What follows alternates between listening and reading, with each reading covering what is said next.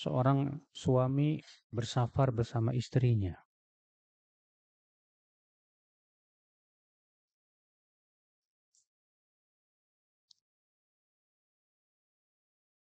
Berkata Ibnu Abdul Bar, fihi khurujun nisa ma'a rijal. Ibnu Abdul Bar berkata, hadis ini menunjukkan bolehnya wanita keluar bersama laki-laki dalam perjalanan. Wa khurujuhunna ma'a rijal fil ghazawat. Demikian pula keluarnya para wanita bersama laki-laki dalam peperangan. Ya. Idza kana al-askar katsiran tu'manu 'alaihi al-ghalabah. Apabila pasukannya banyak, di mana akan aman para wanita tersebut. Ya. Ishtarata li jawazi khuruji rajul bi zawjati fi safarin alla yakuna lahu zawjah hurrah ghairaha. Namun kata beliau disyaratkan ya, seorang laki-laki yang mau keluar sama istrinya untuk safar, kalau jika ia tidak punya istri yang lain. In kanat lahu zawjah ukhra, tapi kalau dia punya istri lebih dari satu, maka harus diqur'ah, harus diundi. Sebagaimana dahulu Rasulullah SAW mengundi istri-istrinya, Pak. Ya. Kata Aisyah, kana Nabi SAW idza arada safaran aqra'a baina nisa'ihi. Fa'ayyatahunna kharaja sahmuhu masahmuha kharaja biha. Rasulullah SAW kalau pergi mau safar, ya, maka beliau pun mengundi istri-istrinya. Siapa yang namanya keluar, dialah yang akan pergi bersama Rasulullah Sallallahu Alaihi Wasallam. Jadi kalau antum istrinya 4, Pak, kemudian antum mau safar, undi. Tapi kalau istrinya 1 ya nggak perlu diundi. Mau diundi siapa? Ya.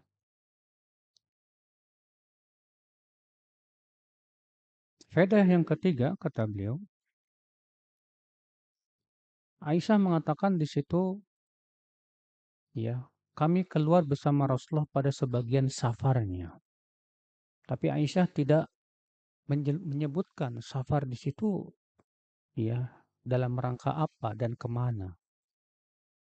Sehingga terjadi perselisihan para ulama, ya, tentang safarnya ini. Ada yang mengatakan bahwa ini dalam perang Muraisi. Ada yang mengatakan, ya, bahwa ini dalam perang Fathu Makkah. Ada yang mengatakan yang lainnya. Ikhwat Islam, maka dari itulah Ibnu Abdul Bar tidak memastikan karena masalahnya tidak dijelaskan secara tegas di sini kejadiannya pada waktu itu peperangan apa. Ya. Namun dalam riwayat Tabrani ada penjelasan, ya, bahwa setelah terjadinya kehilangan kalung itu, kemudian terjadilah kisah ifik. Kisah apa? Ifik, itu dituduhnya Aisyah radhiyallahu anha berzina dengan siapa? Sof, uh, siapa? Sofwan kalau nggak salah.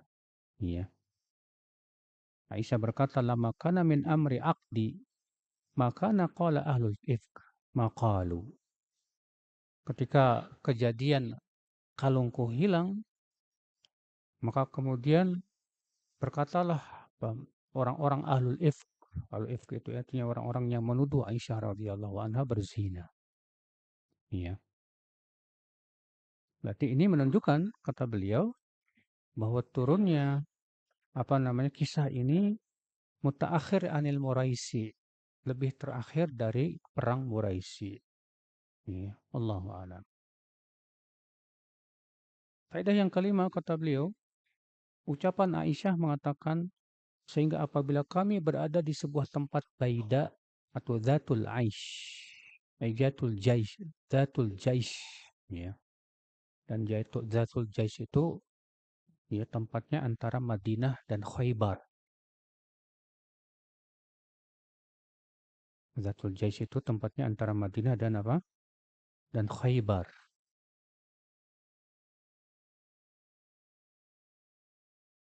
Kemudian akal Islam, saudaraku seiman, faedah selanjutnya yang bisa kita petik dari hadis ini, fihi jawazu ittikhadin nisa al-qala'id. Boleh wanita untuk memakai kalung. Karena Aisyah mengatakan, ya kalungku hilang. Dan disebutkan kalung Aisyah itu harganya hanya 12 dirham, Pak, murah. Ya. Faedah selanjutnya, fihi i'tina'ul imam wal amir bihifdhi huquqil muslimin. Di sini menunjukkan bahwa seorang imam, seorang amir, betul-betul memperhatikan dan menjaga hak kaum muslimin. Wa in qallat, walaupun itu hak yang sedikit, yang kecil. Bayangkan, ya, Aisyah radhiyallahu anha kehilangan kalungnya yang harganya cuma 12 dirham. Ya, tidak mahal. Tapi Rasulullah SAW tetap menyuruh para sahabat untuk mencarinya. Ikhwatul Islam, saudaraku seiman. Faedah selanjutnya, fihin nahyu an idha'atil mal. Larangan untuk menyia-nyiakan harta. Walaupun itu murah. Karena ketika kalung Aisyah hilang, Rasulullah tetap mencarinya dengan para sahabatnya. Padahal itu kalungnya kalung yang murah. Berarti itu menunjukkan, kata beliau, tidak boleh kita menyia-nyiakan harta, Pak. Iya. Faedah selanjutnya, fihi jawazu sulukit tariq allati laisa fiha ma. Qalahu Ibnu Abdul Bar. Bolehnya kita melewati jalan yang tidak ada air sama sekali. Sebagaimana dikatakan oleh Ibnu Abdul Bar. Namun kata Al-Iraqi, wa huwa musallamun fima lam yakun fiha ma lit-taharah li jawazi ruju'i ila badali. Ini bisa diterima apabila tidak ada air untuk bersuci, ya, karena bisa diganti dengan tayamum. Ya. Adapun kalau misalnya tidak ada air sama sekali sehingga dia kehausan, maka tidak boleh untuk mencampakkan diri kita kepada kebinasaan. Ya. Pada selanjutnya, fihi jawazul iqamah fi maudhi'in la ma'a fih. Bolehnya, ya, tinggal sementara di tempat yang tidak ada air di situ. Dengan syarat tadi tidak mencampakkan diri kita kepada kebinasaan. Faedah selanjutnya, fihi syakwal mar'ah ila abiha wa in kana laha zauj. Di sini menunjukkan seorang wanita, ya, boleh mengadu kepada ayahnya walaupun wanita ini sudah punya suami. Selama tentunya mengadunya di sini bukan masalah yang bisa menyebabkan rumah tangganya retak. Ya.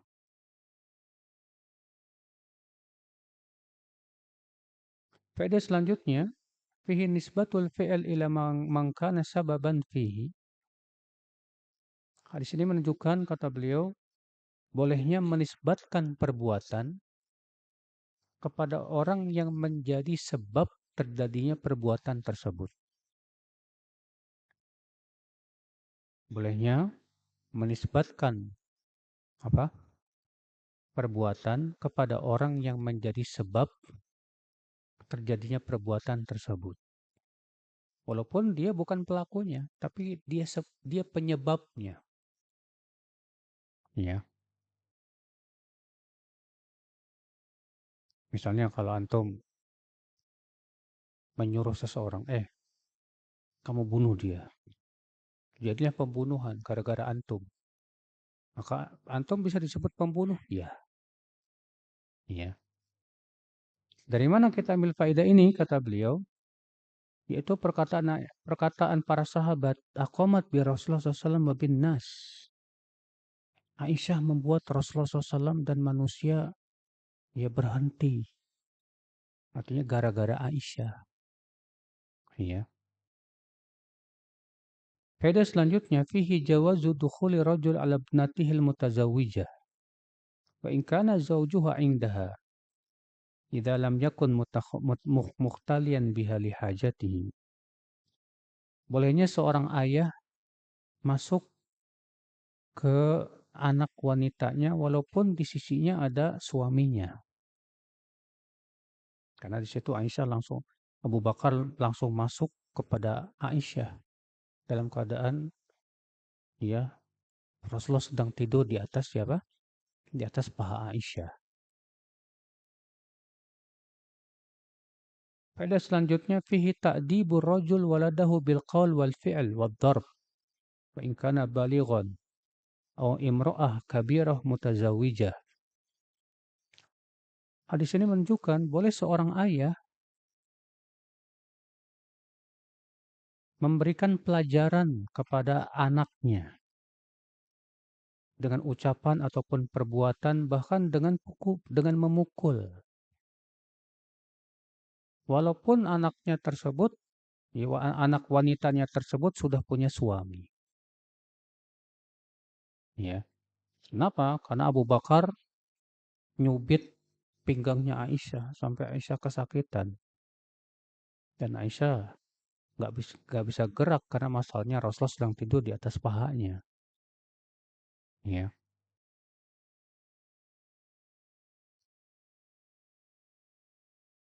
Faedah selanjutnya, fihi annahu la ba'sa an yanama rajul ala fakhidhi imra'atihi. Di sini menunjukkan tidak mengapa suami seorang laki-laki ya tidur di atas paha istrinya. Karena Rasulullah SAW di situ tidur di atas paha Aisyah radhiyallahu anha. Iya. Faedah selanjutnya, fi istihbabus sabr wa thabat anil harakah liman nalahu ma yaqtadi harakatahu idza kana tahrikuhu yahsulu bi tashwis li ghairihi. Disunnahkan kita sabar untuk tidak bergerak bila ternyata gerakan kita mengganggu orang. Ya, karena Aisyah ketika dicubit sama siapa? Abu Bakar kesakitan. Aisyah sabar menahan sakitnya dan tidak mau bergerak karena takut membangunkan Rasulullah Shallallahu Alaihi Wasallam. Faedah selanjutnya, fihi annahu la yanbaghi iqadun na'im min naumihi. Bahwa tidak boleh, ya kata beliau, tidak baik membangunkan orang yang sedang tidur. Lima fihi minat tashwis alaih. Ya, karena itu sama saja mengganggu dia. Ya.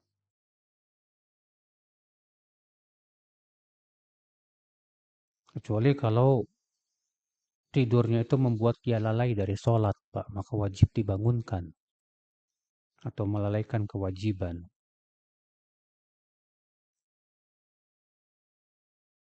Faedah selanjutnya, hadis ini menunjukkan rukhsah untuk musafir untuk tidak tahajud. Karena disebutkan dalam hadis ini bahwa Rasulullah SAW tidur di atas paha Aisyah sampai subuh.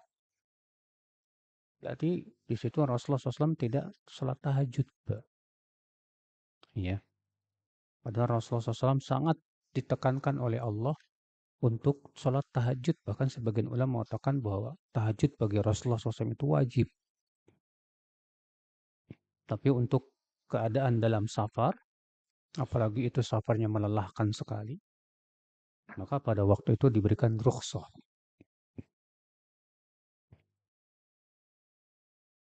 Faedah selanjutnya, kota Islam saudaraku seiman, hadis ini menunjukkan anna Rasulullah SAW la ya'lamul ghaib. Bahwa Rasulullah SAW tidak tahu yang gaib. Sebab kalau Rasulullah SAW tahu yang gaib, tentu tidak akan sampai bermalam, Pak, untuk mencari apa? Kalungnya Aisyah. Ya, tapi ketika Rasulullah SAW dan para sahabatnya sampai bermalam, mencari-cari, nggak ketemu-temu. Pas pagi hari kemudian untanya berdiri, tahu-tahu di bawah unta.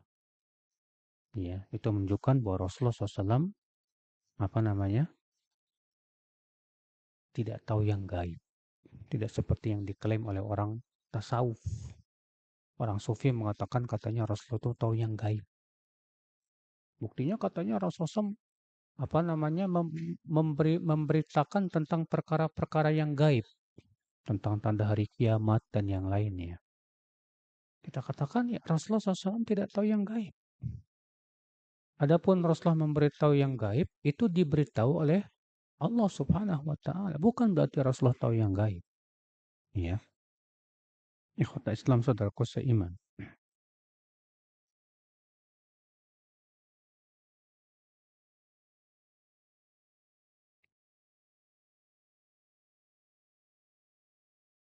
Baik, kita lanjutkan pada hadis berikutnya. Hadis 207. Hadis Ammar an Syaqiq qal. Kuntu jalisan ma'a Abdillah wa Abi Musa al-Ash'ari. Faqala lahu Abu Musa, "Law anna rajulan ajnab falam yajidil ma'a syahran, ama kana yatayammam wa yusalli, fakaifa tasna'una bihadhil ayah fi suratil Ma'idah? Falam tajidu ma'an fatayammamu sa'idan tayyiba." Faqala Abdullah, "Law rukhisa lahum fi hadha la awshaku idza barada 'alaihimul ma' an yatayammamu sa'id." Qultu, inna ma karihtum hadha lidha?" Qala na'am. Faqala Abu Musa, "Alam tasma' qawla Ammar li Umar? Ba'athani Rasulullah SAW fi hajatin fa ajnabtu falam ajidil ma'. Fatamarraktu fi sa'id kama tamarragad dabbah. Fadzakartu dzalika lin Nabi sallallahu alaihi wasallam faqala innama yakfika an tasna'a hakadha." Fadaraba bikaffihi darbatan 'alal ard thumma nafadhaha. Thumma masaha biha dhahra kaffihi bishimalihi wa dhahra bishimalihi bikaffihi. Thumma masaha biha wajhah. Faqala Abdullah, "Afalam tara Umar lam yaqna biqauli Ammar?" Hadis Ammar dari Syaqiq, ia berkata, "Aku pernah duduk bersama Abdullah bin Mas'ud dan Abu Musa al-Ash'ari. Lalu Abu Musa al-Ash'ari berkata kepada Abdullah bin Mas'ud, kalau ada orang junub dan tidak mendapatkan air sebulan, apakah ia tayamum dan sholat?" Ya. Apa jawaban Abdullah bin Mas'ud? Kata beliau, tidak boleh tayamum. Pendapatnya Abdullah bin Mas'ud, kalau tidak dapat air selama sebulan, ya, dan dia junub, tidak boleh tayamum.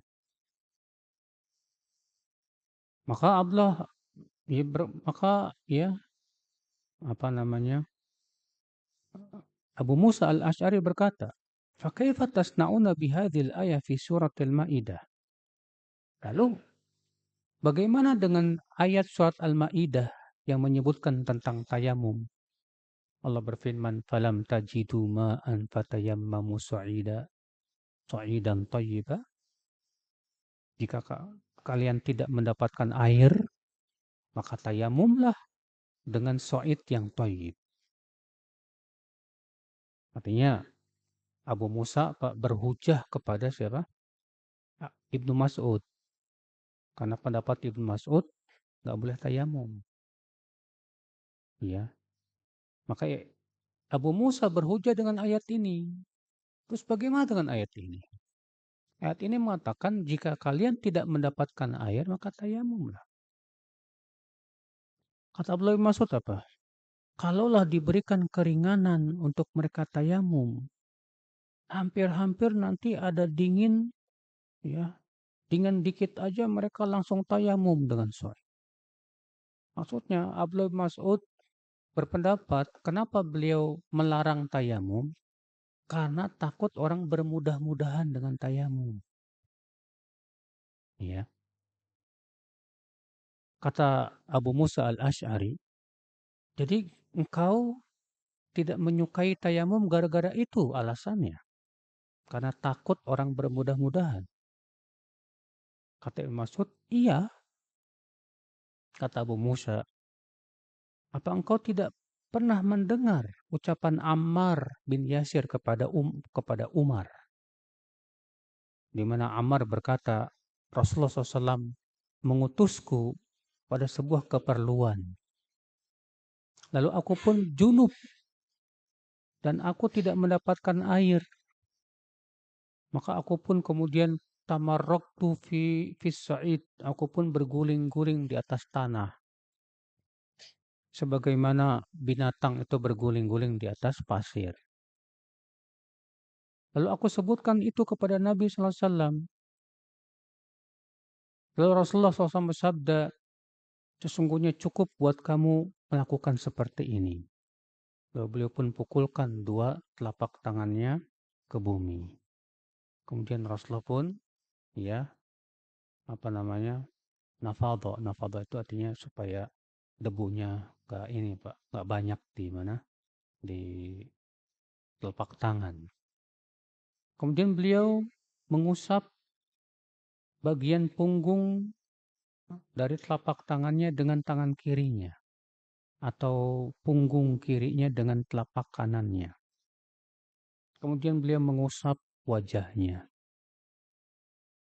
Artinya Abu Musa berhujah dengan hadis ini. Ya, karena Ibnu Mas'ud kan beliau pendapatnya nggak boleh tayamum. Iya. Rupanya ketika dibawakan hadis ini, apa kata jawaban Abdullah Mas'ud? Afalam tara Umar lam yakna biqali Ammar? Apakah kamu tidak tahu bahwa Umar tidak merasa puas dengan ucapan Ammar itu? Iya. Maka Abu Musa pun diam. Diamnya Abu Musa bukan apa namanya? Berarti beliau merasa puas dengan jawaban Ibnu Mas'ud, bukan, Pak. Tapi diamnya beliau karena jangan sampai masuk dalam kancah perdebatan. Dan salaf terdahulu tidak suka berdebat. Iya. Nah ini perdebatan antar siapa? Abu Musa al-Ash'ari dengan Abdullah bin Mas'ud radhiyallahu an.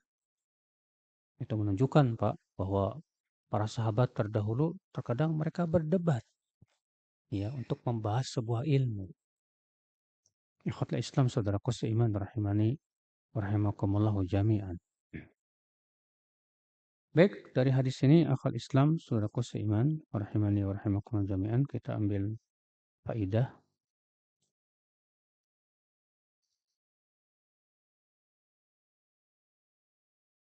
Faidah pertama yang bisa kita petik dari hadis ini saudaraku seiman, yaitu bolehnya dialog ilmiah.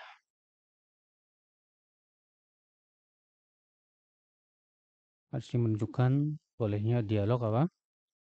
Ilmiah dalam rangka untuk membahas ilmu dan mencari pendapat yang terkuat, mencari kebenaran.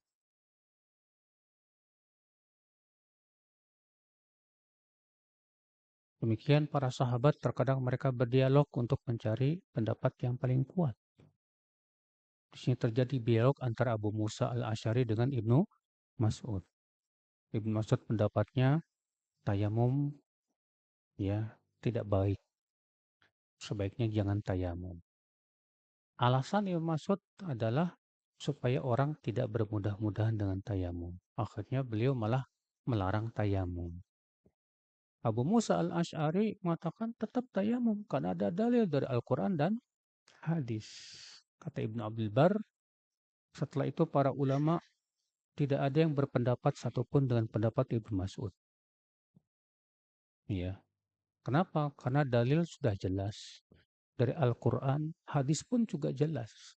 Adapun masalah Umar tidak merasa puas dengan perkataan Ammar bin Yasir, itu tidak membahayakan. Kenapa? Karena Ammar, beliau ingat, sedangkan Umar lupa. Ya, makanya Ammar mengatakan, "Hai Amirul Mukminin, apa engkau tidak ingat? Waktu itu kita kan pernah diutus oleh Rasulullah SAW suatu keperluan. Dan kemudian ya kita berdua sama-sama junub.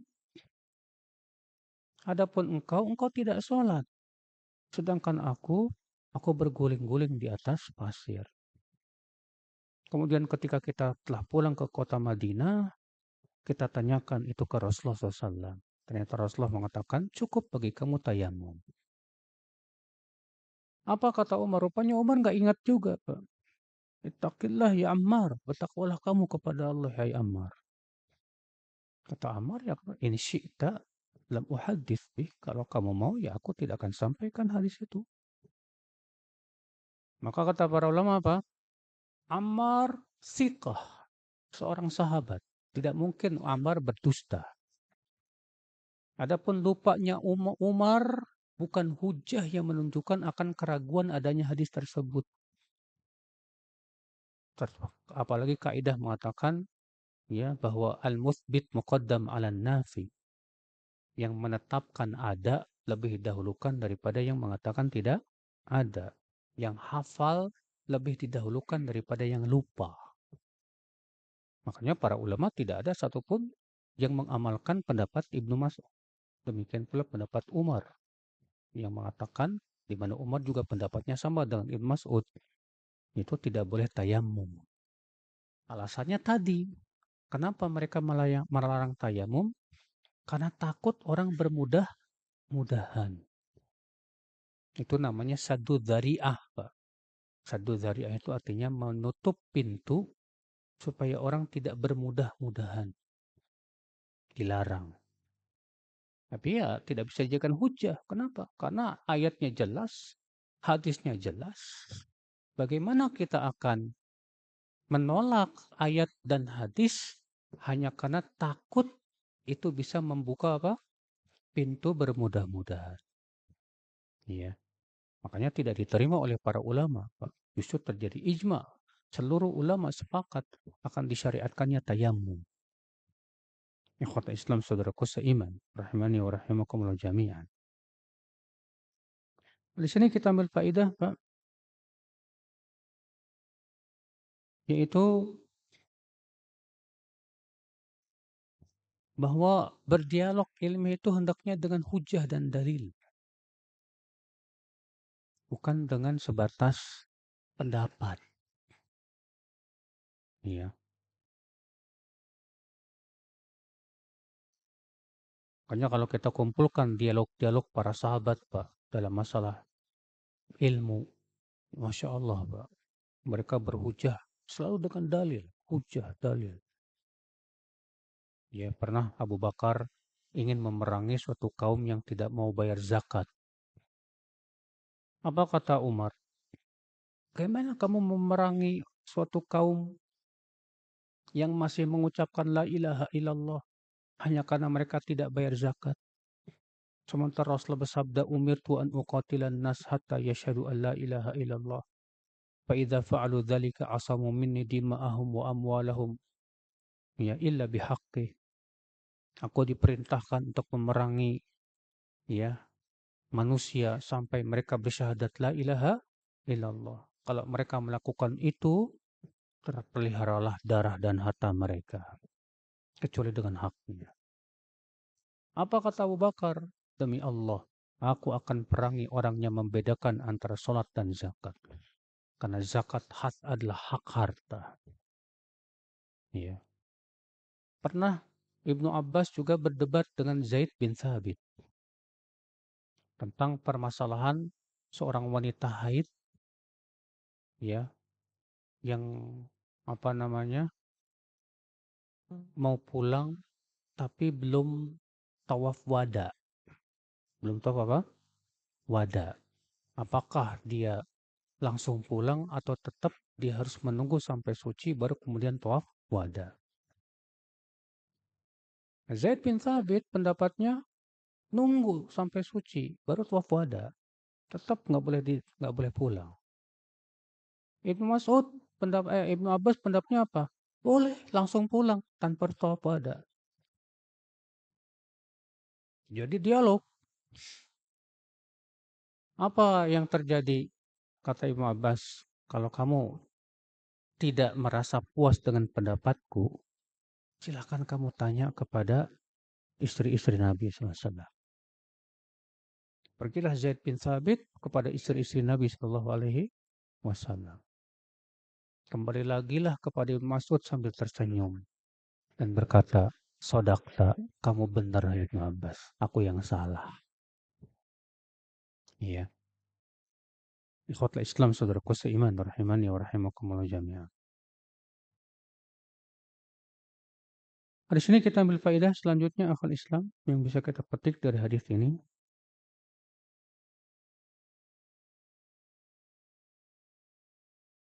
Di sini menunjukkan tentang tata cara tayamum.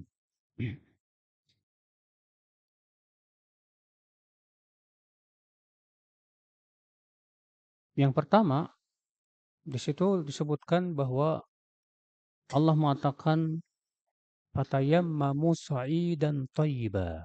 Tayamumlah dengan sa'id. Apa itu sa'id? Sa'id itu artinya segala sesuatu yang tampak di muka bumi, Pak. Sa'id namanya. Namun terjadi perselisihan para ulama tentang sa'id ini.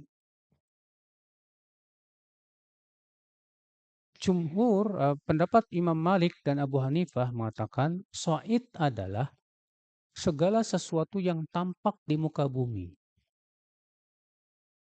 Baik itu tanah, dinding, batu, ya.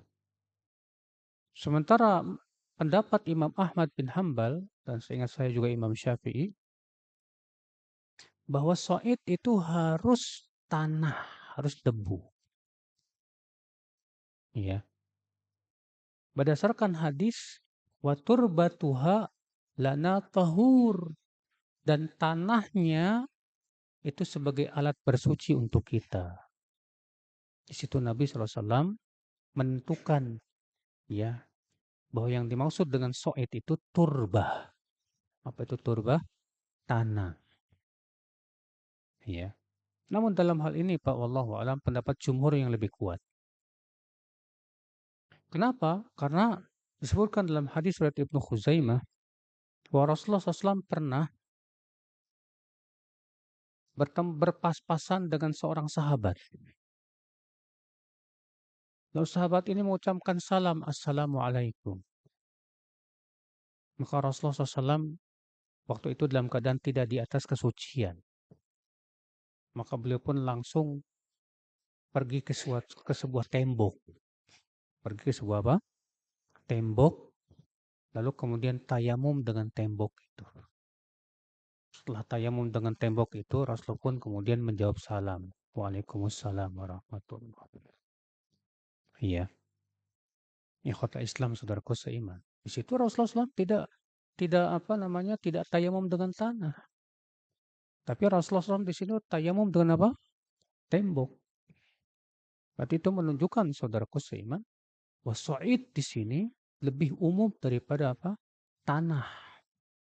Adapun hadis yang menyebutkan waturbatu halana tahur, tanahnya itu tidak menunjukkan pengkhususan kepada tanah. Kenapa kata Syekh Utsaimin? Sudah masuk isya ya. Penyebutan salah satu bagian dari so'id tidak menunjukkan kepada pengkhususan kepada turbah itu saja. Allahu alam, sudah masuk isya. Naam.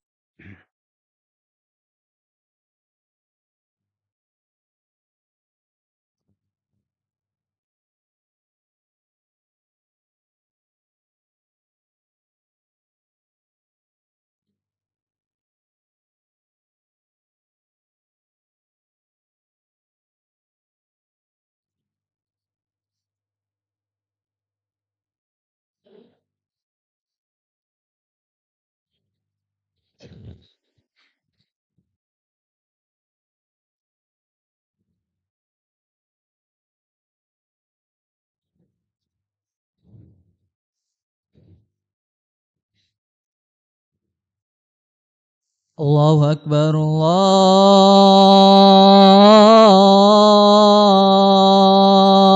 Akbar.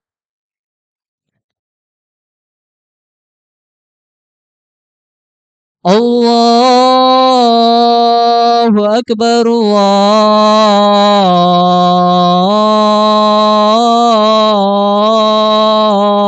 Akbar.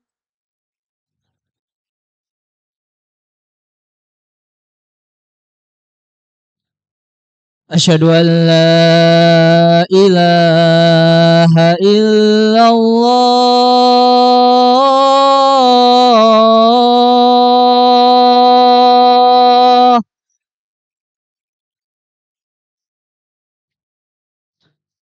Asyhadu an la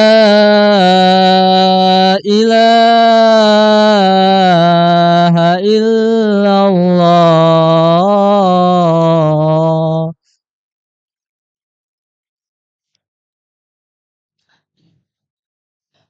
Asyhadu anna Muhammadar Rasulullah.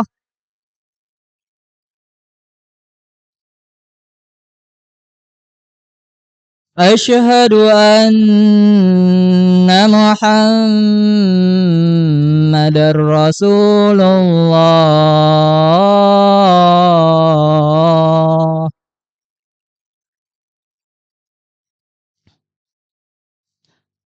Hayya 'alas shalah.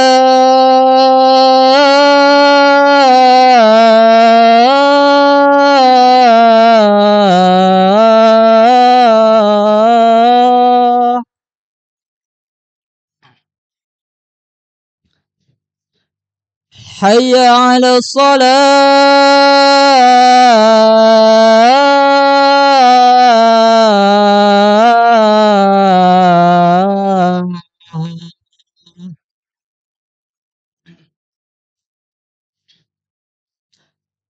Hayya 'alal falah.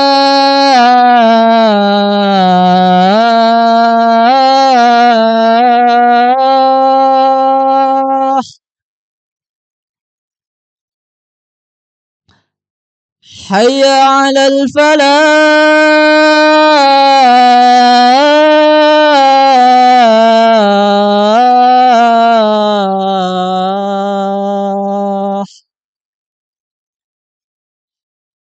Allahu Akbar, Allahu